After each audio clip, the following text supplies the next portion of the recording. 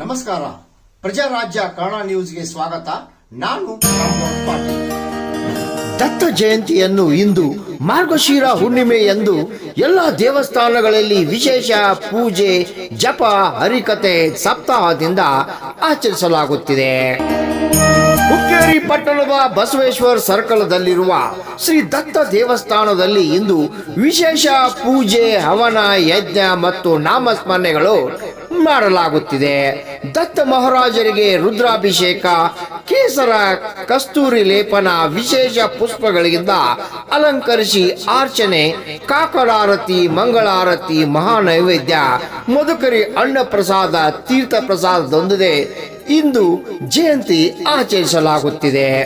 ದತ್ತಾತ್ರೇಯರನ್ನು ತ್ರಿಮೂರ್ತಿಗಳ ಸಂಕೇತ ಬ್ರಹ್ಮ, ವಿಷ್ಣು, ಮಹೇಶ್ವರ ಎಂದು ನಂಬಲಾಗುತ್ತದೆ ಮತ್ತು ಅವರು ದೈವಿಕ ಗುರು ಎಂದು ಪೂಜಿಸಲಾಗುತ್ತದೆ ಎಂದು ದತ್ತಾತ್ರೇಯರನ್ನು ಪೂಜಿಸುವುದರಿಂದ ಹೆಚ್ಚಿನ ಫಲ ದೊರೆಯುವುದೆಂದು ಹೇಳಲಾಗುತ್ತಿದೆ.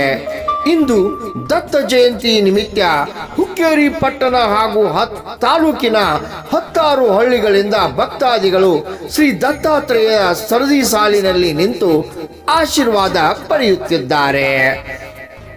ರಾಮಗೌಡ ಪಾಟೀಲ್, ಪ್ರಜಾರಾಜ್ಯ ಕನ್ನಡ ನ್ಯೂಸ್, ಹುಕ್ಕೇರಿ.